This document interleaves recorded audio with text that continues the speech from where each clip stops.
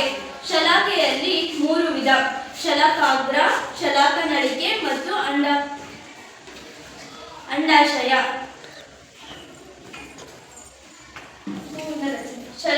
ಶಲಾಕಾಗ್ರ, ಶಲಾಕನಳಿಕೆ, ಅಂಡಾಶಯ. ಅಂಡಾಶಯದೊಳಗಡೆ ಅಂಡಕಗಳು ಅಡಗಿಕೊಂಡಿರುತ್ತವೆ. ಶಲಾಕೆಯನ್ನು ಏನಂತ ಕರಿತೀವಿ? ಶಲಾಕೆಯನ್ನು ಹೂವಿನ ಹೆಣ್ಣು ಲಿಂಗಾಣು ಎಂದು ಕರೆಯುತ್ತೇವೆ. ಹೆಣ್ಣು ಭಾಗ. ಮತ್ತು ಇದು ಕೇಸರ. ಕೇಸರದಲ್ಲಿ ಪರಾಗಕೋಶ ಮತ್ತು ಕೇಸರದಂಡವಿರುತ್ತದೆ. ಪರಾಗಕೋಶದಲ್ಲಿ ಪರಾಗರೇಣು ಒಂದು ಗಂಡು ಲಿಂಗಾಣುವಾಗಿರುತ್ತದೆ.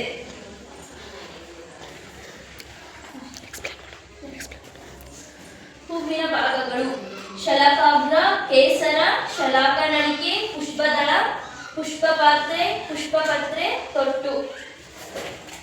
ಹೂವಿನ ಗಂಡು ಭಾಗ ಮತ್ತು ಹೆಣ್ಣು ಭಾಗ ಯಾವುದು? ಹೂವಿನ ಹೆಣ್ಣು ಭಾಗ ಶಲಾಕೆ. ಹೂವಿನ ಗಂಡು ಭಾಗ ಕೇಸರ. ಧನ್ಯವಾದ.